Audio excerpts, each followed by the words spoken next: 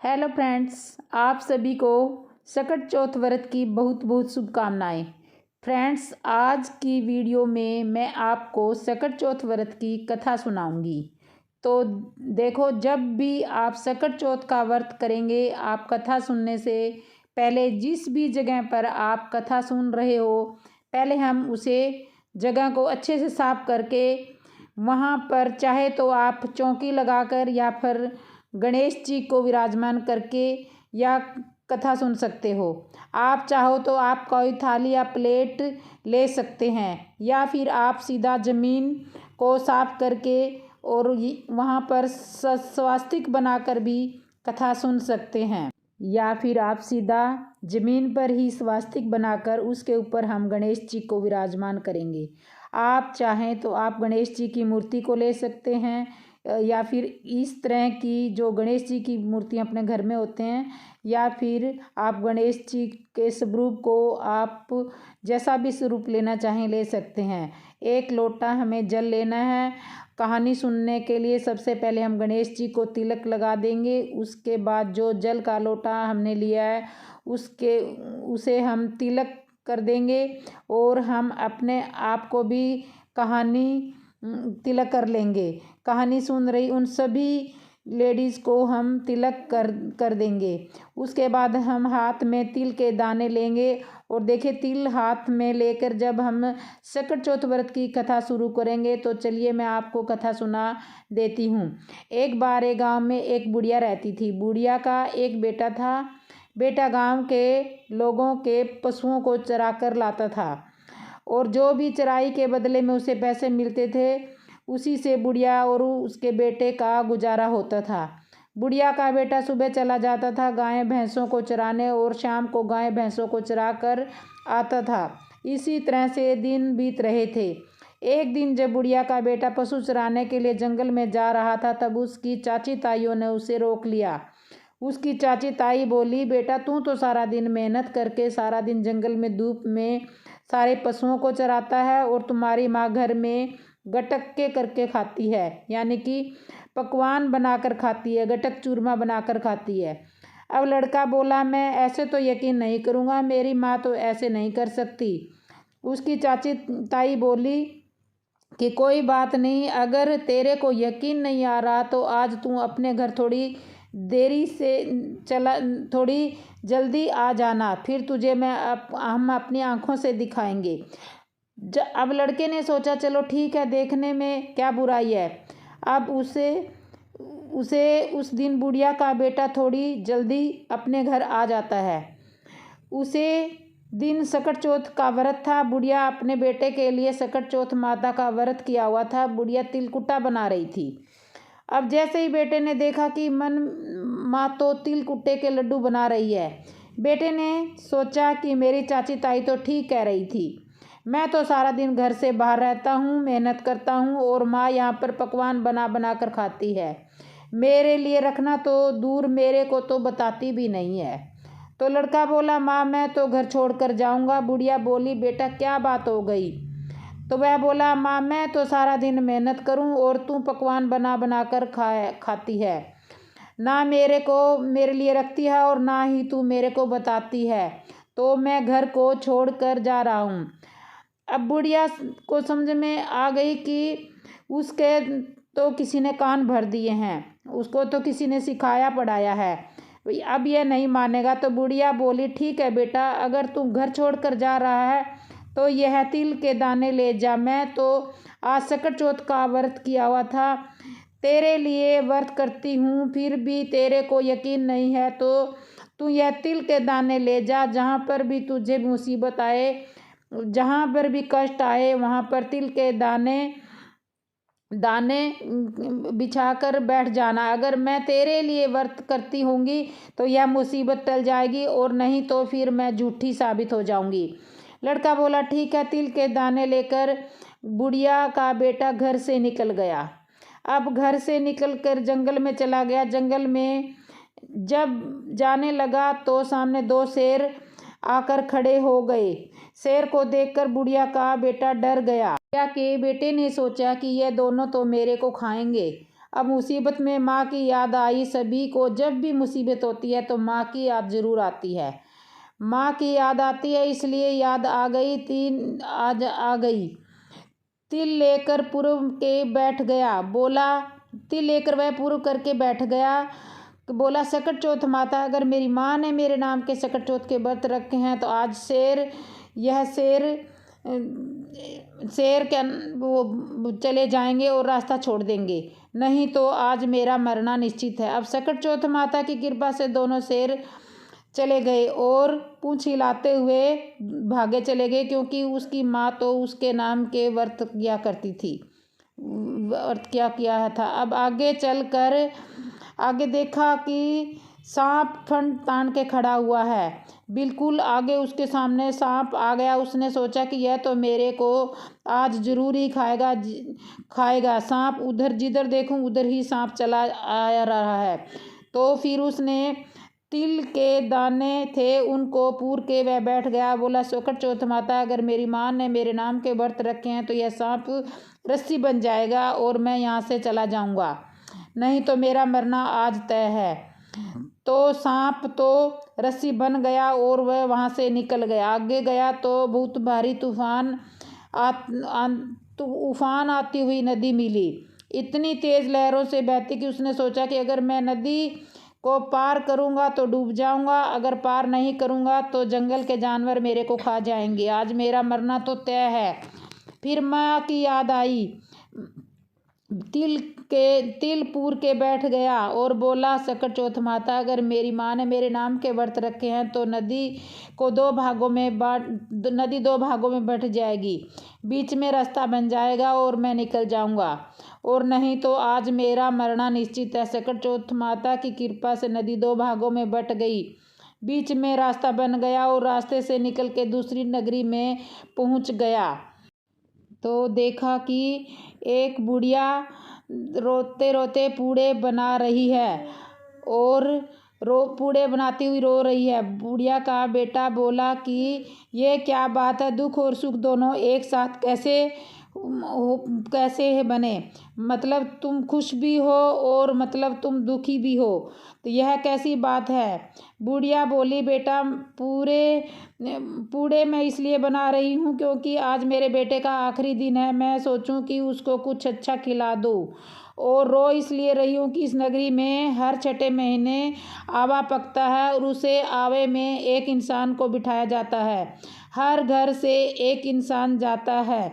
आज मेरे घर की बारी है और मेरे एक ही बेटा है, वही आज जाकर आवे में बैठ जाएगा, मेरे जीने का और कोई सहारा नहीं है। तो बुढ़िया का बेटा बोला कि अगर तुम मुझको पूड़े खिला दोगी तो मैं तेरे बेटे के बदले चला जाऊंगा। भरपेट पूड़े खा लिए और सो गया। बुढ़िया का बेटा भरपेट पूड़े खा लिए और सो गया। रात को आए राजा के सिपाही बुलाने। जब जैसे ही बुलावा आया, बुढ़िया कभी कुंडी खड़काए, कभी दरवाज़ा खड़खड़ाए, कभी बर्तन बजाए, पर पराए पूत को कैसे जगाए। वह आवाज़ सुनकर बुढ़िया का बेटा जाग गया और बुढ़िया का बेटा जाग के बोला कि मैं आपके बेटा आ गया है, अब चला गया। जाकर वो आवे में बैठ गया। आवे में बैठने के बाद अपने तिलों को पूर कर बैठ गया। सकट चौथ माता, अगर मेरी माँ ने मेरे नाम के व्रत रखे हैं तो मैं अग्नि में नहीं जलूँगा, अगर नहीं रखे हैं तो मेरा जलवा आज निश्चित है, आज मैं मर जाऊंगा। अब सकट चौथ माता की कृपा से उसके तो कुछ भी नहीं हुआ। अब गली में बच्चे खेल रहे थे, खेलते खेलते बच्चों को बोल आवे में जाकर मटके पर लगी। तब आवाज़ आई, सारी नगरी में हल्ला हो गया कि आवा पक गया। सारी नगरी के लोग इकट्ठा हो गए, राजा को बुला लिया। अब बोले कि 6 महीने में जब आवा पकता है, आपकी बार तीसरे दिन में कैसे पक गया। अब राजा को बुलाया तो राजा के सिपाहियों ने कहा राजा ने अपने सिपाहियों को बुलाया और कहा कि इनको उतारो। जैसे ही मटके को उतारने लगे तो अंदर से बुढ़िया के बेटे की आवाज़ आई, धीरे धीरे भाई, धीरे धीरे उतारो अंदर। इंसान की आवाज़ सुनकर सब डर गए और सिपाही मटके छोड़कर दूर दूर कर भाग गए और राजा के सिपाही मटके को छोड़कर दूर हो गए। राजा ने तलवार निकाली और तलवार निकाल के राजा बोले कि बाहर निकल, भूत है कि पिशाच है, कौन है? अब बुढ़िया का बेटा तो हाथ जोड़कर बाहर निकल आया और महाराज, ना तो मैं भूत हूँ ना पिशाच हूँ, मैं तो एक बुढ़िया का बेटा हूँ। मेरी माँ ने मेरे नाम के सकट चौथ के व्रत किया करती थी। चाची ताइयों ने मेरे कान भर दिए थे, उनकी सिखाए में आकर मैं घर से निकल गया। मेरी माँ ने मेरे को यह तिल के दाने दिए थे और कहा था कि जहाँ भी मुसीबत आए वहाँ पर इनको दानों को, तिल के दानों को छिड़क कर बैठ जाइए। मेरी माँ ने मेरे नाम के व्रत कर रही थी। सकट चौथ माता की कृपा से मैं तो आव में जिंदा निकला या अग्नि में नहीं जला। यह सुनकर तो रानी बोली राजा से कि मैं तो अपनी बेटी की शादी इसी के साथ करूंगी, इसको तो अग्नि भी नहीं जला सकती, तो इसको तो कोई मार भी नहीं सकता, ऐसा जमाई हमें कहाँ मिलेगा। अब राजा को यह बात ठीक लगी। राजा ने अपनी बेटी की शादी उसके साथ कर दी। अब बुढ़िया का बेटा राजा की लड़की से शादी करके महल में रहने लगा। एक दिन वे दोनों शाम को छत पर घूम रहे थे। महल की छत पर घूमते घूमते बुढ़िया का बेटा बोला कि देखो मेरे गांव की तरफ बादल हुए हैं, लगता है बहुत जोर से बारिश होगी। अब राजा की बेटी बोली आपके भी गांव है? बोल रहे हैं गांव भी है मेरे, मन माँ भी है, घर भी है, सब कुछ है। तो राजा की लड़की बोली तो फिर हम यहाँ क्यों रहे, चलो अपने गांव को चलेंगे, हम चलेंगे। अब राजा की लड़की अपने पिता के से पास जाकर बोली पिताजी आपके जमाई अपने घर जाना चाहते हैं। अब राजा बोला बेटा यह बात बहुत अच्छी बात है, बहुत अच्छी बात है, दूर जमाई लाख जमाई, घर जमाई, तुम अपने घर जाओ, अच्छे से रहो, सुखी रहो, यह तो बहुत अच्छी बात है। अब राजा ने अपनी बेटी को खूब सारा धन दिया और विदा कर दिया। राजा की बेटी और बुढ़िया का बेटा दोनों अपने घर के लिए चल दिए। बुढ़िया का बेटा अपने गांव के पास आ गया, तब उसने सिपाहियों को भेज दिया कि जाकर मेरी माँ को बता दो कि उसका बेटा आया है। जैसे ही सिपाही गए, सिपाहियों ने कहा कि उसकी माँ को अंधी हो चुकी थी बेटे के जाने से, रो रो कर। तो वह उसकी अंधी माँ के पास जाकर सिपाही बोले कि माँ जी आपका बेटा भगवान आया है। तो देरानी जिठानी गांव के सब लोग, वह बोली देरानी जिठानी और गांव के सब लोग तो बोली मारते थे, आज तुम भी मेरे ऊपर बोली मारने लगे हो। जिंदा है भी, वह तो ये भी नहीं पता कि जिंदा भी है या नहीं है, कितने सालों से बाहर गया हुआ है, उसे तो निकले ही बहुत टाइम हो गया। सिपाही बोले माँ जी हंसी मजाक नहीं कर रहे, आपका ही बेटा आया है। अब सारा गांव इकट्ठा हो गया। बुढ़िया ने तो लोहे की आंगी पहन ली और बोली सकट चौथ माता अगर यह गया मेरा बेटा होगा तो दूध की धार सीधी उसके मुंह पर लगेगी। अब दूध की धार सीधी बुढ़िया के बेटे के मुंह पर लगी और सारी मूछ भी गिल्ली हो गई। गांव में हल्ला मच गया कि बुढ़िया का बेटा आया है। सकट चौथ माता की कृपा से बुढ़िया को दिखाई देने लग गया और बुढ़िया ने तो झट से जाकर अपने बेटे को गले लगा लिया और बेटा भी अपनी माँ के पैरों में पड़ गया और माँ मेरे से गलती हो गई, चाची ताइयों के सिखाए में आकर मैं घर छोड़कर चला गया था। माँ तू तो मेरे नाम के ही व्रत करती थी, अब अपने बेटे से कितने दिन नाराज रहेगी। माँ ने अपने बेटे बहू को माफ़ करके वो बेटे बहू को गले लगा लिया। गले लगा के अपने घर औलाद के अच्छे भविष्य और लंबी उम्र के लिए सकट चौथ का व्रत जरूर करें। जैसे इस कहानी को कहते सुनने उकारे भरने वालों को सबकी कृपा दृष्टि बनाए रखना और सबकी सब मनोकामनाएं पूर्ण करना। वह गणेश जी को समर्पित करें और थोड़े जल के लोटे में डालेंगे। कहानी गणेश जी की कहानी ज़रूर सुनेंगे। तो चलिए गणेश जी की कहानी शुरू करते हैं। एक बार एक देवरानी थी और एक जेठानी थी।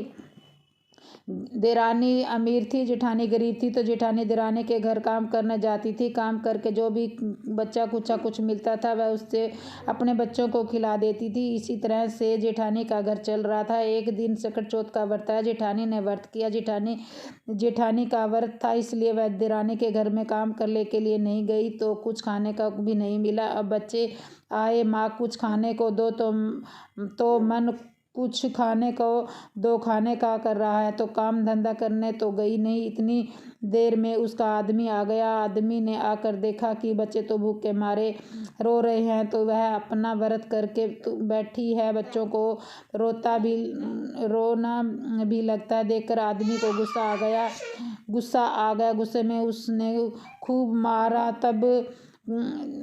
मारा। अब के बेचारी वह कोने में जाकर बैठ गई और पड़े पड़े शाम हो गई। शाम को आए विनायक जी महाराज, तो सोचा कि आए शाम को विनायक महाराज को सोच में क्यों पड़ी हो, तो विनायक महाराज ने को वहाँ पे पोटी आने लगी। तो वो बोली कि मैं पोटी कैसे कहाँ करूँ।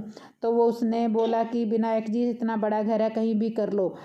तो विनायक जी ने वहाँ पे पोटी कर ली। अब वह बोला कि मकान शौचालय मैं इसको साफ कहाँ करूँ। तो वो बोली कि आप मेरे बालों में साफ कर लो।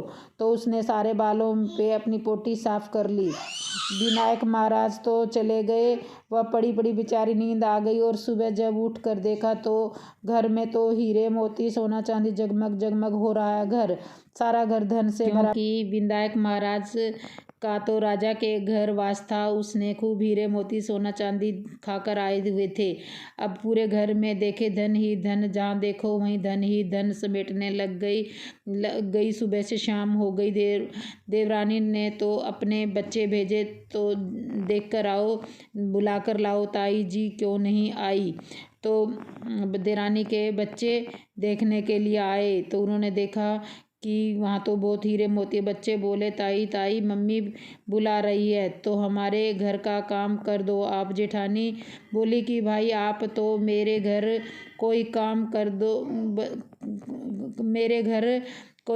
कर दो। बच्चे भागे भागे वापस गए और अपनी माँ को बोले, माँ ताई जी के घर तो बहुत सारा धन है, हीरे मोती सोना चांदी बिखरा पड़ा है, ताई तो समेटने लग रही है। अब देरानी भागी भागी गई, जाकर बोली दीदी क्या कर रही हो, क्या कर लिया बिना, आज क्या जादू टोना कर लिया। जेठानी बोली बहन मैं तो कुछ भी नहीं करा, मेरा तो सकट चौथ का व्रत था, मैं तो घर में काम करने नहीं आई। तो बच्चे भूखे थे, बच्चों को भूखा देखकर मेरे पति ने मुझे बहुत मार कर मुझे कूट के यहाँ कोने में पड़ी रही। रात को आए विनायक महाराज जी और शौचालय करने। विनायक जी बोले शौचालय जाऊंगा। मैं बोली महाराज यहीं घर में कहीं भी कर लो बाद में। बोले हाथ कहाँ पूछें, तो मैं बोली कि सर में पूछ लो। अब सारी बात देवरानी को बता दी। देवरानी घर गई और जाकर अपने आदमी को बोली कि मेरे को मारो। उसका आदमी बोल रहा कि निर्भाग, वह तो भूखी प्यासी पीटी है, तू 2.5 किलो नाज पानी खाकर पीटी। तो बोली ना, मेरे आदमी ने खूब मना मारी, फिर भी ना मानी, तो आदमी ने उसको बहुत मारा और एक कोने में जाकर गुस्सा करके वह बैठ गई। और फिर रात को विनायक महाराज बोले कि बेटा मैं शौचालय जाऊंगा, शौचालय कहाँ करूँ। तो वो बोली पूरा घर पड़ा है, कहीं भी कर लो। तो विनायक जी महाराज ने सारे घर में पोटी कर दी। विनायक महाराज उससे बोले कि अब साफ कहाँ करूँ। तो वो बोले कि मेरे बालों में कर लो, शैम्पू करा हुआ है। तो विनायक जी महाराज ने उसके सर के ऊपर रख दिया। अब सर पर पहुंचकर चले गए।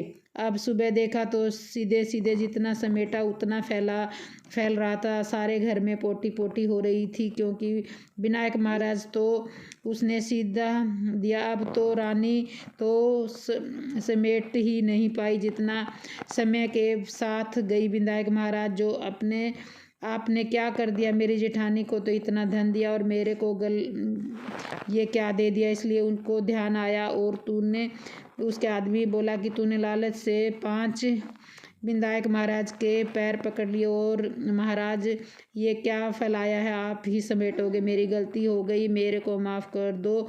उसको खूब सारा धन दिया और विनायक महाराज जैसे आपने जिठानी के साथ करी वैसे सबके साथ करना, और जैसी देरानी के साथ करी वैसा किसी के साथ नहीं करना। और इस कहानी को कहते सुनने वाले हुंकारे भरने वाले सभी को अपनी कृपा बनाए रखना और सबके घर के अंदर विनायक की कथा करनी चाहिए। और इस तरह से हमारी सकट चौथ की व्रत की कथा पूर्ण हो जाएगी। तथा सुनने के बाद जो हमने तिल के दाने हाथ में लिए हुए हैं उसमें थोड़े से दाने लोटे में डालकर और बाकी दानों को पल्लू में बांध लो और बांध के किसी भी दूसरे बर्तन में डालकर रख दे। यह कहानी सुनते हुए हमें अलग से लेने हैं। सुन रहे अभी इस सकट चौथ की कहानी दिन में सुननी है तो अगर आप दिन में सुन रहे हो तो सूर्य को अर्घ दे सकते हैं। चंद्रमा के लिए आप अलग से जो तिल है वह रख सकते हैं। और शाम को कहानी सुनते हैं तो आप सीधा यह जल चंद्रमा को दे सकते हैं। फ्रेंड्स, सकट चौथ की कथा अगर आपको पसंद आई हो तो वीडियो को लाइक करें, कमेंट करें और फैमिली फ्रेंड्स के साथ शेयर करें। अब हो सकता है उन्हें भी सकट चौथ की कथा की सुननी हो। और त्यौहार की संपूर्ण जानकारी के लिए मेरे चैनल को सब्सक्राइब कर लें, लाइक करें, कमेंट करें। बोलो सकट चौथ माता की जय।